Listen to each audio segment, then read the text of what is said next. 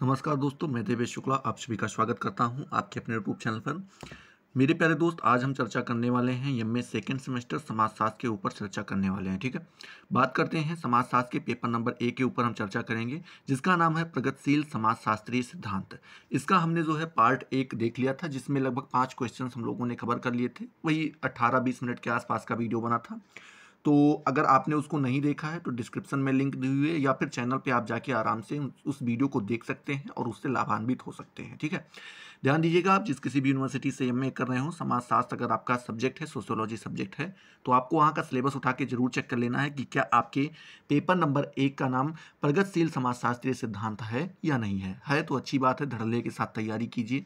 अगर नहीं है तो जरूर चेक कर लीजिए कहीं पेपर नंबर 2, पेपर नंबर 3 या पेपर नंबर 4 का नाम तो नहीं है। ठीक है, होगा कुछ नहीं इससे। आप यहाँ से सोच कर जाएंगे कि सर ने जो है पेपर नंबर 2 1 की तैयारी बहुत अच्छे से करवा रखी है, अभी एग्जामिनेशन हॉल में जाएंगे, जो क्वेश्चन पेपर आएगा, पेपर को चीर फाड़ डालेंगे एकदम से देख के। मतलब चीरने फाड़ने का हो नहीं कि हाथ से चीर के एकदम से खंड खंड बना के उड़ा देंगे, उस टाइप से नहीं, मतलब बहुत अच्छे से सॉल्व करके आएंगे। लेकिन जैसे ही आप एग्जामिनेशन हॉल में जाते हैं और आपके सामने प्रश्न पत्र आता है, आप उन प्रश्नों को देखते हैं, आपके पैरों तले ज़मीन खिसक जाती है भैया। क्यों खिसक जाती है? क्योंकि वहाँ पर मेरे बताए हुए आपको एक भी क्वेश्चंस देखने को नहीं मिलते हैं। क्यों नहीं देखने को मिलते हैं? क्योंकि सर बार बार बोल रहे थे कि भैया सिलेबस जरूर चेक कर लेना कि क्या आपके पेपर नंबर 1 का नाम प्रगतिशील समाजशास्त्रीय सिद्धांत है या नहीं है। ठीक है, अगर आपके पेपर का नाम जब ये प्रगतिशील समाजशास्त्रीय सिद्धांत होगा ही नहीं, तो यहाँ के क्वेश्चंस कहाँ से आपको देखने को मिलेंगे? तो इसीलिए काफ़ी ज़्यादा इंपॉर्टेंट हो जाता है, आपको वो जरूर चेक कर लेना है सिलेबस। ठीक है, बात करते हैं इसके कुछ टॉप क्वेश्चंस के ऊपर हम चर्चा करने वाले हैं। लगभग 5 क्वेश्चंस पिछले वीडियो में हो गए थे, उसी के आगे जो है वीडियो को बढ़ाएंगे और लगभग इसी वीडियो में पूरे के पूरे इसको सेशन को ख़त्म करने का प्रयास करेंगे। इसके बाद लॉन्ग क्वेश्चंस को देखना है, क्योंकि एग्जामिनेशन में लॉन्ग क्वेश्चंस भी अच्छे खासे पूछे जाते हैं, तो उनको भी देखना जानना ज़्यादा ज़रूरी हो जाता है। ठीक है, चलिए स्टार्ट करते हैं। कितना हो गया था? हाँ, 5 हो गया था। 6 नंबर से हम लोगों को देखना है।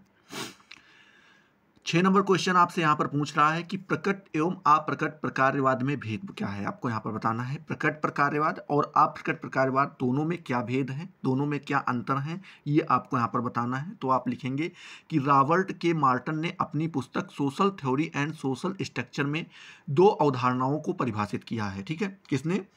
रॉबर्ट के मार्टन ने। उन्होंने एक पुस्तक लिखी थी जिसका नाम था social theory and social structure. उसमें उन्होंने 2 प्रकार की अवधारणाओं को परिभाषित किया है, एक प्रकट कार्य, दूसरा अव्यक्त कार्य। ठीक है, पहला जो अवधारणा दी है वो कौन सी दी है? प्रकट कार्य की अवधारणा दी है, और दूसरी जो अवधारणा दी है वो अव्यक्त कार्य की जो है अवधारणा दी है। जैसा कि प्रकट कार्य समाज के सामाजिक नियमों, प्रक्रियाओं और कार्यों के अपेक्षित कामकाज को संदर्भित करता है। मतलब बोल रहे हैं कि जैसा कि आपको पता है कि जो प्रकट प्रकट कार्य है मेरे प्यारे दोस्त, वो समाज के जितने भी सामाजिक नियम हैं, जितनी भी प्रक्रियाएं हैं और जितने भी कार्य हैं और जितने भी उससे जुड़े कामकाज होते हैं, अपेक्षित कामकाज, जितने भी उससे जुड़े कामकाज होते हैं, उनको संदर्भित करता है। कौन करता है? प्रकट कार्य करता है। ठीक है, इसका विरोध करते हुए अव्यक्त कार्य व पहलू अव्यक्त कार्य वह पहलू है जो इरादे से प्रेरित नहीं है। मतलब बोल रहे हैं कि इसका विरोध करता है, किसका? प्रकट कार्य का विरोध कौन करता है? अव्यक्त कार्य जो है ये प्रकट कार्य का जो है क्या करता है? विरोध करता है। इसे हम पहलू भी कहते हैं। ठीक है, क्या कहते हैं? पहलू कहते हैं। और इसका इरादा जो है वो प्रेरित नहीं है। मतलब बोल रहे हैं इससे प्रेरित नहीं है, किसी प्रकट कार्य से प्रेरित नहीं है। आगे लिखते हैं, हालांकि इसका आवेदन समाज के लिए लाभ करता है। इसका आवेदन क्या करता है? समाज को काफ़ी ज़्यादा प्रॉफिट दिलाता है, लाभ करता है। सामाजिक क्रियाओं के प्रत्येक पैटर्न जिनके परिणाम की उम्मीद की जाती है को प्रकट कार्य के रूप में वर्गीकृत किया जाता है। मतलब बोल रहे हैं जितनी भी सामाजिक क्रियाएं हैं, ठीक है, उनके प्रत्येक पैटर्न जिनके परिणाम की उम्मीद हम करते हैं या जिनके परिणाम की उम्मीद की जाती है को प्रकट कार्यों के रूप में वर्गीकृत किया जाता है। किसके किया जाता है? प्रकट कार्यों के रूप में वर्गीकृत, मतलब उसको बांटा जाता है। उदाहरण के लिए आपका परिवार आपसे अच्छे पढ़ाई से करने और अच्छी नौकरी पाने की उम्मीद कर सकता है। कह रहे एग्जाम्पल के तौर पे अगर आप जा देखना चाहें तो ये कह सकते हैं कि जो आपका परिवार है, चूँकि वो आपको आपके साथ रह रहा है, आपको खिला-पिला रहा है, आपको बड़ा कर रहा है, तो वो आपसे अच्छे पढ़ाई की, मतलब आप पढ़े-लिखे अच्छे से, इसकी भी उम्मीद कर सकता है और साथ ही साथ सरकारी नौकरी पाने की या अच्छी नौकरी पाने की जो है उम्मीद वो कर सकता है। आगे लिखते हैं अव्यक्त कार्य के अवक्त अव्यक्त कार्य वे अपेक्षित कार्य नहीं है जो कार्यों के साथ साथ होते हैं। मतलब बोल रहे हैं कि जो अव्यक्त कार्य है वो अपेक्षित कार्य नहीं है। क्या है? अपेक्षित कार्य नहीं है जो कार्य के साथ साथ होते हैं। उदाहरण के तौर पर बोल देख सकते हैं कि स्कूल में छात्रों से देश के कल्याण और विकास में योगदान की उम्मीद की जाती है। स्कूल में बिताए गए समय के दौरान छात्र शिक्षकों के साथ अच्छे संबंध विकसित करते हैं, दोस्त बनाते हैं और बातचीत की कला सीखते हैं। यहाँ ये अव्यक्त कार्य है क्योंकि समाज उन्हें स्कूल में छात्रों से नहीं चाहता। ठीक है, मतलब ये यहाँ पर बता रहे हैं, फिर से समझिएगा क्या बोलते हैं कि जैसे कोई भी बालक है, ठीक है, कोई भी स्टूडेंट है, उसको क्या किया कि स्कूल में उसको बताया गया कि आप देश कल्याण करो, देश के विकास में अपनी योगदान दो। ये सारी उम्मीदें जो है स्कूल वालों के तरफ से, टीचरों के तरफ से जो है, या घर परिवार समाज की तरफ से रखी जाती है एक बालक के ऊपर। स्कूल में बहुत ज़्यादा समय भी उसका बीतता है, चूँकि अक्सर वो स्कूल भाई डेली आओ जाओगे और 4 से 6 घंटे जब रहोगे तो कुछ ना ज़्यादा से ज़्यादा समय आपका वहीं तो बीत रहा है। ठीक है, बिताए जाते हैं और उसी दौरान जो होते हैं छात्र और जो शिक्षक दोनों होते हैं, इनके अच्छे संबंध विकसित बनते हैं।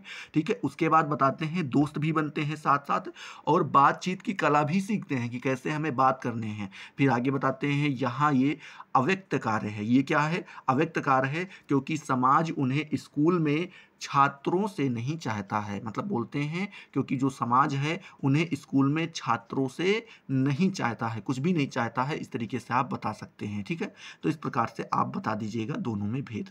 7वां नंबर प्रश्न देखें तो 7वां नंबर प्रश्न आपसे यहीं पे पूछ रहा है सी डब्ल्यू मिल्स का संघर्ष सिद्धांत क्या है आपको बताना है। सी डब्ल्यू मिल्स का संघर्ष सिद्धांत आपको बताना है। तो आप लिखेंगे कि मिल्स को आधुनिक संघर्ष सिद्धांत का जनक माना जाता है। किसको? मिल्स महोदय को जो है आधुनिक संघर्ष सिद्धांत का क्या माना जाता है? जनक माना जाता है। वह समाज को एक गतिशील इकाई के रूप में मानता है। किस में मानता है? समाज जो है वह एक गतिशील इकाई है। गतिशील मतलब लगातार चलने वाली इकाई है। ठीक है, जो दुर्लभ संसाधनों पर प्रतिस्पर्धा के परिणाम स्वरूप लगातार परिवर्तन से गुजर रहा है। मतलब बोल रहे हैं कई सारे दुर्लभ संसाधन ऐसे हैं, उसमें प्रतिस्पर्धा मतलब कंपटीशन होता रहता है। कहीं पे ये आया तो उसको अपडेट करके और दूसरा ले, अपडेट करके और दूसरा ले, और उसका परिणाम ये होता है कि हमें लगातार परिवर्तन देखने को मिलता है। तो इस परिवर्तन से यह समाज क्या होता है? गुजरता जाता है। इनमें से अधिकांश विचार विनिर्देशों में सामाजिक विज्ञान और समाजशास्त्र पर मार्क्स के सिद्धांत से उत्पन्न हुए हैं। ठीक है, आगे बताते हैं सिद्धांत जीवन प्रतियोगिता का। ठीक है, क्या सिद्धांत जो है वो जीवन प्रतियोगिता का संबंध है। किसका है? जीवन प्रतियोगिता का संबंध है और शक्ति एवं संसाधनों के वितरण पर केंद्रित है। किस पर केंद्रित है? तो ये शक्ति और संसाधनों के वितरण पे, शक्ति जैसे वितरण होती है और संसाधन दोनों के वितरण पर क्या है? ये केंद्रित है। संघर्ष सिद्धांत सामाजिक परिवर्तन की व्याख्या करने में बेहतर है। मतलब बोल रहे हैं जो संघर्ष सिद्धांत है वो सामाजिक परिवर्तन की जो व्याख्या अगर आप जानना चाहते हैं तो ज़्यादा बेहतर तरीके से आप इसमें जान पाएंगे।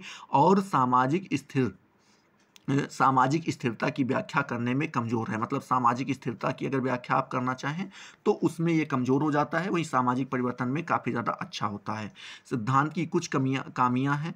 ठीक है, क्या है? सिद्धांत की कुछ कमियां हैं। उदाहरण के लिए स्थिरता और वृद्धिशील परिवर्तन की अवधारणा को समझने में इसकी कमियां दृष्टिगोचर होती हैं। मतलब बोल रहे हैं उदाहरण के तौर पे अगर आप देखना चाहें तो स्थिरता और वृद्धिशील परिवर्तन की अवधारणा को समझने के लिए इसकी कमियां क्या होती हैं? हमारे सामने दिखाई पड़ती हैं, दृष्टिगोचर होती हैं। मिल्स का दृढ़ विश्वास था कि विभिन्न हितों के बीच संघर्ष के कारण सामाजिक संरचनाएं निर्मित होती हैं। लोग उन सामाजिक संरचनाओं से सीधे प्रभावित होते हैं जो बनती हैं। ठीक है, क्या होती हैं? बनती हैं। और सामान्य भेदभाव अभिजात वर्ग और अन्य के बीच शक्ति संघर्ष के कारण होता है। ठीक है, तो इस प्रकार से आप इसको बता दीजिएगा।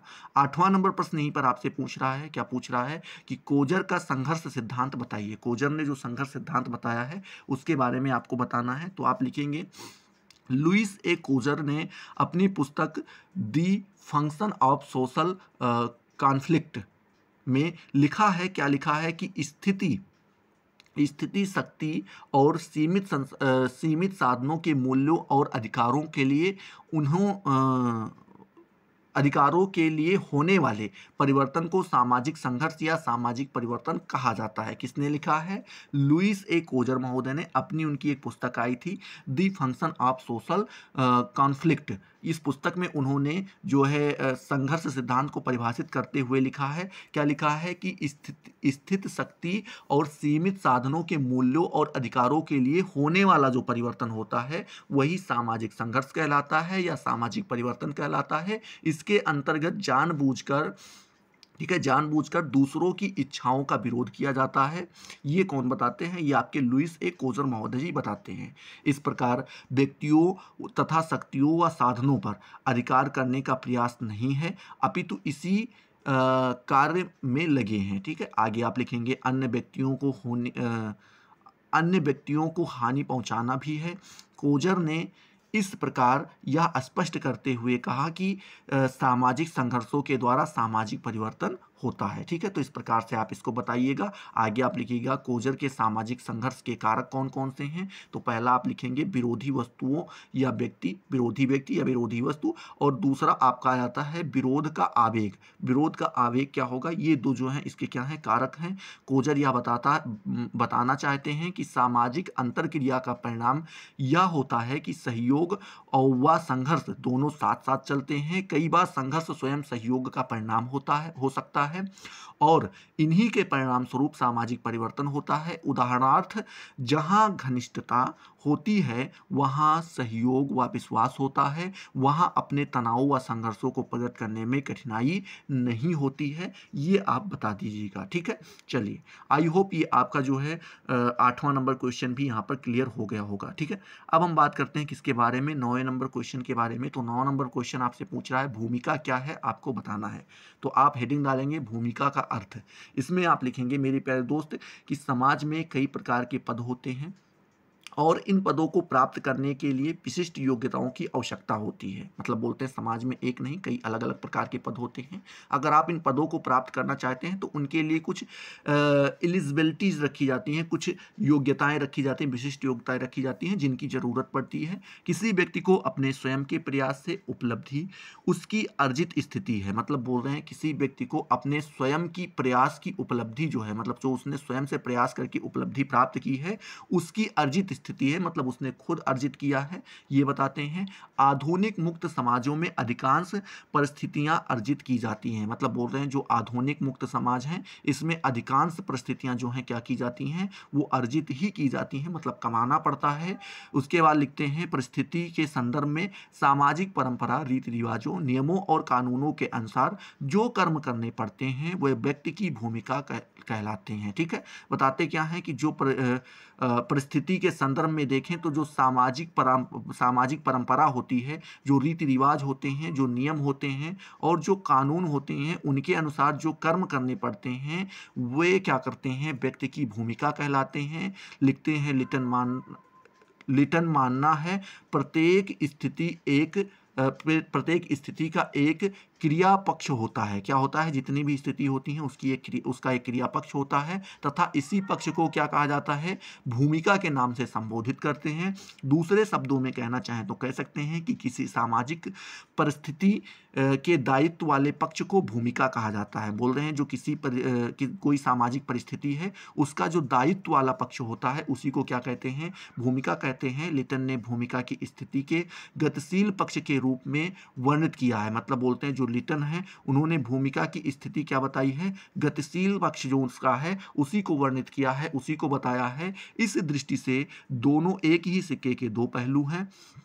पहलू हैं और वे कभी एक दूसरे से स्वतंत्र नहीं हो सकते हैं। परिस्थिति बदलने पर भूमिका भी बदल जाती है और भूमिका बदलने पर परिस्थिति प्रभावित हो जाती है। ठीक है, तो इस प्रकार से ध्यान रखिएगा कि परिस्थिति और भूमिका दोनों क्या हैं, एक सिक्के के दो पहलू हैं। अगर परिस्थिति बदली तो भूमिका को चेंज होना निश्चित है, और अगर भूमिका चेंज होती है तो परिस्थिति प्रभावित होकर ही रहेगी। तो दोनों एक दूसरे के पहलू, एक सिक्के के दो पहलू हैं, एक प्रभावित होगा तो दूसरे के ऊपर ऑटोमेटिक प्रभाव पड़ेगा। ठीक है, तो ये आपको यहाँ पे ध्यान में रखना है। अब हम बात करते हैं 10 नंबर प्रश्न के बारे में। तो 10वां नंबर प्रश्न आपसे यहीं पर पूछ रहा है कि डेहरनडॉर्फ का वर्ग सिद्धांत क्या है, आपको बताना है। तो आप लिखेंगे कि रॉल्फ डेहरनडॉर्फ वर्गों और वर्ग द्वंद्वों, रॉल्फ डेहरनडॉर्फ जो है मेरे प्यारे दोस्त, उन्होंने वर्गों और वर्ग द्वंद्वों, द्वंद्व मतलब क्या होता है, युद्ध, वर्गों और वर्ग द्वंद्व, वर्गों के बीच जो युद्ध होता है उसके बारे में बात कर रहे हैं, जो संघर्ष होते हैं उसके बारे में। तो वर्ग द्वंद्वों के अध्ययन में जर्मन समाजशास्त्री रॉल्फ डेहरनडॉर्फ का बड़ा महत्वपूर्ण योगदान है। अपने विशारद ग्रंथ क्लॉस एंड कॉन्फ्लिक्ट में जो है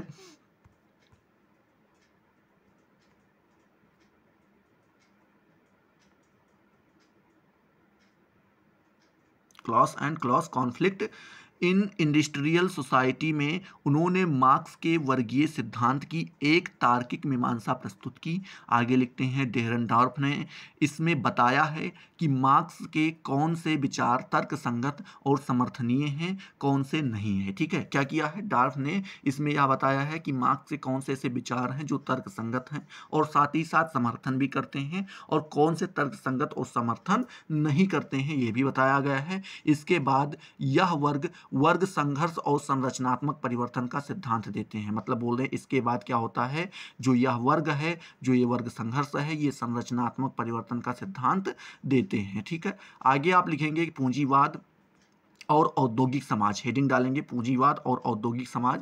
इसमें आप लिखेंगे कि अपने अध्ययन के लिए डेहरनडॉर्फ ने सबसे पहला जो मुद्दा लिया है वह पूंजीवाद और उसके अंदर वर्गों का स्वरूप जो है, इसके बारे में जो है उन्होंने पहले अध्ययन के लिए उठाया है।